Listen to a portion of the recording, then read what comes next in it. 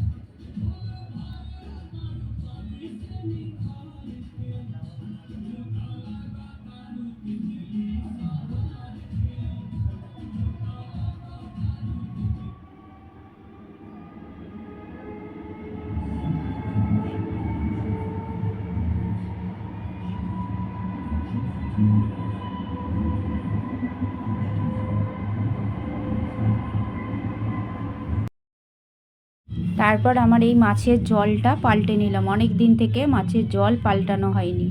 দেখো আমার এই মেয়ের ঘরটা পরিষ্কার করে নিলাম। তারপর দেখো এটা আমার ঠাকুর, আমার গোপুসোনা কেমন বসে রয়েছে।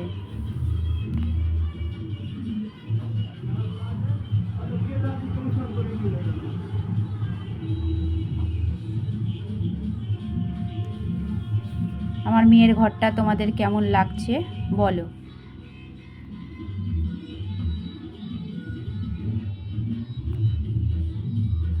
এটা আমাদের ঘর।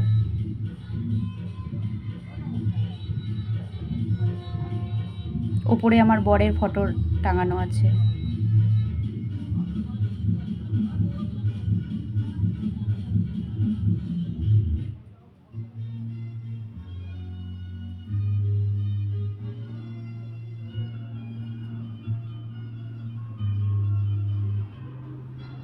দেখো আমার মাছের ইয়েটা বন্ধুরা, আমার রাজা রানী কেমন খেলছে। আমার মাছের নাম আছে বন্ধুরা, রাজা রানী।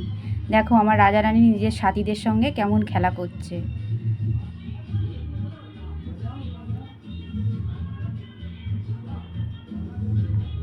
আমার রাজা আর রানী দেখো বন্ধুরা।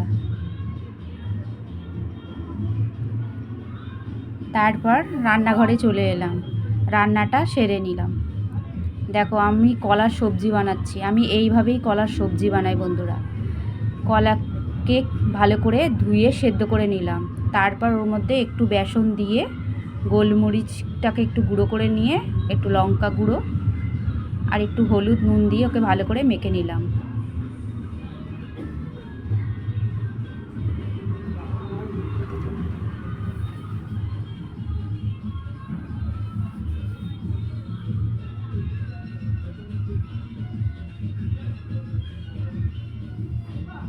গ্যাসটা ধরিয়ে কড়াইটা বসিয়ে নিলাম তেল গরমে হওয়ার জন্য।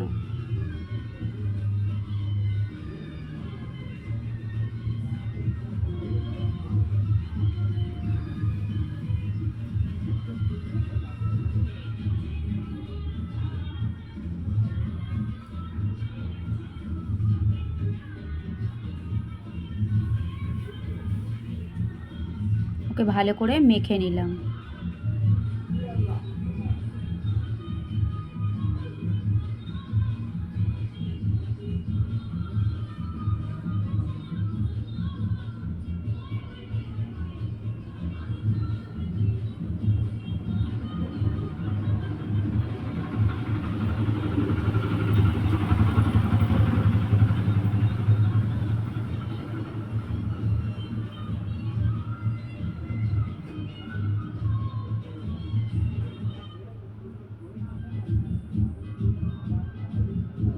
তারপর ছোট ছোট করে ফুলুরির মতো ওকে ভেজে নিলাম।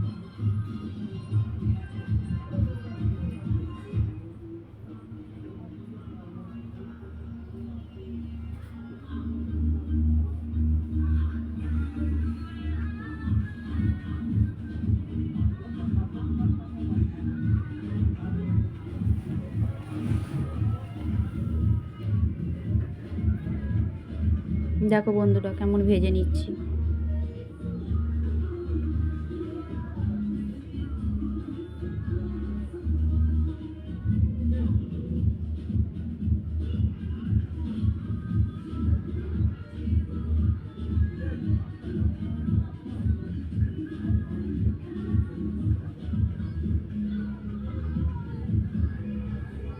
ভাজা হয়ে গেছে, তারপর একটু তেজপাতা দিয়ে দিলাম, একটু পেঁয়াজ দিয়ে দিলাম, কেন মশলাতে পেঁয়াজ বাটা আছে আমার। এটা ভালো করে লাল করে নিলাম।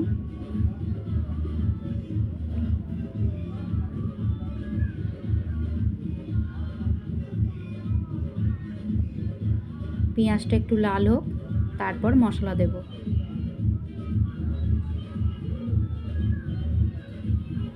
হ্যাঁ দেখো বন্ধুরা মশলা দিয়ে দিলাম। এই মশলাতে আদা রসুন পেঁয়াজ ধনে জিরে সব বাটা আছে।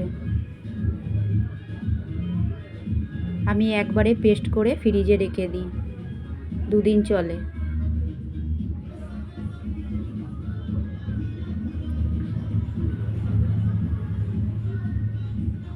এবার যে যতটা ঝাল খাবে সেই হিসেবে, আমরা একটু ঝালটা বেশি খাই বলে একটু লঙ্কা গুঁড়োটা বেশি দিলাম। তারপর ভালো করে কষে নিলাম।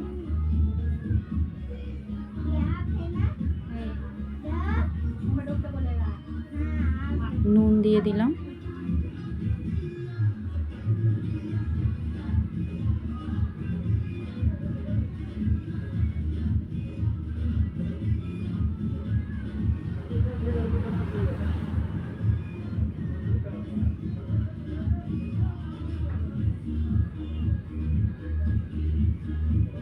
দেখো বন্ধুরা মশলাটা একটু বেশি করে ভালো করে ভেজে নিলাম।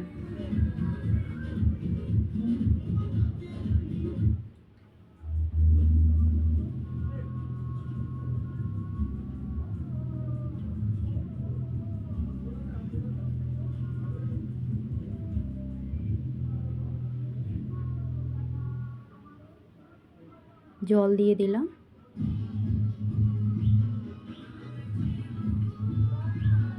তারপর এই ইয়েগুলো কলার কোপ্তাগুলো দিয়ে দিলাম। এটা ভালো করে ফুটে গেলে